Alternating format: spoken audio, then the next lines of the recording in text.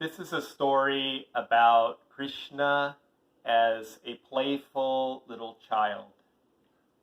One day he was roaming around the village and he saw an old lady who carried on her head a large basket, and in the basket was a beautiful assortment of fruit, no doubt from the nearby meadows, gardens, forests. And he got very, very excited, and he came up and he said, "Can I please have some fruit?" And the kindly old lady looked into his beautiful dark eyes and smiled gently and said, "Well, I normally exchange for rice grain, the fruit, but for you, my dear, I will give it for free."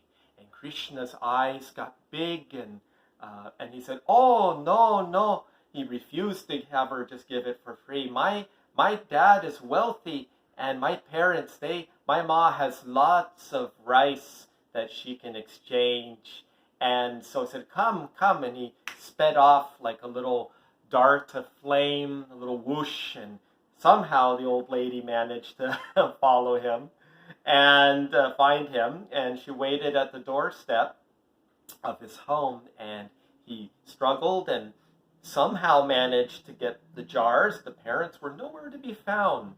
And so he scooped up some rice grain and came outside, and he was very proud of himself. He even had some beads of sweat on his face. So apparently took a little effort, and he opened, and there was all but 5 or 6 grains. But she lovingly, graciously took it, sat the little child on her lap, and proceeded to give him some of the berries and other wonderful fruits. And fantastically, he could just kept eating the fruit so quickly, she couldn't believe it. Every time she glanced away, another big chunk of the fruit was gone. And his appetite seemed supernatural, insatiable. And finally, "Well, my precious," she said, "is that enough? Are you full?" And now, Krishna had his mouth full of fruit and little juice perhaps rolling down the cheeks and or the mouth. And she says, "Well, my dear, I need to go now." Her basket was empty, but she was filled.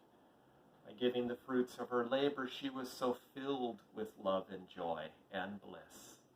And he probably waved away with a mouth full of fruit and went in home, and she walked away, and before long she had the basket on her head and empty, but it got heavy. Her head felt heavy. She bring the basket down. It was full of precious gems, as large as the berries, the strawberries, and other fruits that she had fed the little child. And some were dark, like midnight blue or black, and they sparkled like his mischievous dark eyes. And it's like when he'd laugh. And then some were blue, like his blue skin as he whooshed by like a flame quickly. And some were pink, like his pudgy little hands. And with all of it, she felt his iridescent beauty and sparkling, playful, and yes, mischievous laughter. But it filled her being with joy. So what we give freely, without attachment, the higher realm can give back in countless ways that we can never possibly imagine. And from then on, she always held in the form of that playful, even mischievous, adorable child, Krishna, in her heart.